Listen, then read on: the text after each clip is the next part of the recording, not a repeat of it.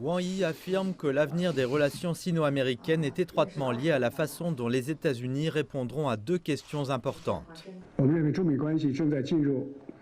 Les relations entre la Chine et les États-Unis sont un nouveau carrefour.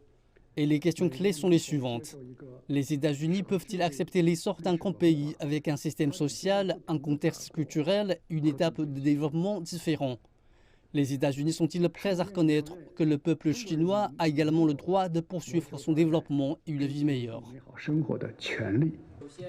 Dans ses commentaires dans un lien vidéo au Conseil américain des relations étrangères, Wang a exhorté les États-Unis à cesser de s'immiscer dans les affaires intérieures de la Chine. Et il a appelé les États-Unis à respecter le principe d'une seule Chine à l'égard de Taïwan et à respecter les efforts de la Chine pour mettre en œuvre le principe d'un pays deux systèmes à Hong Kong. Il a souligné que les questions liées au Xinjiang ne portaient pas sur les droits de l'homme, l'ethnicité ou la religion, mais sur la lutte contre le terrorisme, le séparatisme et l'extrémisme.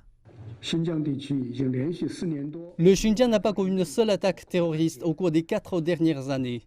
Les gens de tous les groupes ethniques du Xinjiang, y compris les Ouïghours, vivent et travaillent dans la paix et le contentement. Le soi-disant génocide ou travail forcé sont des fabrications à des fins politiques. Wang Yi a déclaré que la Chine ne menace jamais d'autres pays de force ou d'alliance militaire, mais que si la souveraineté et la dignité nationale du pays sont violées, elle prendra des contre-mesures raisonnables et légales.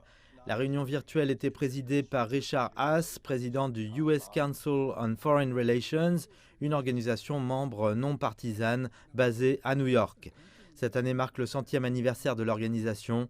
Wang Yi a dit espérer que le Conseil continuera à jouer un rôle objectif dans le retour des relations sino-américaines sur la bonne voie.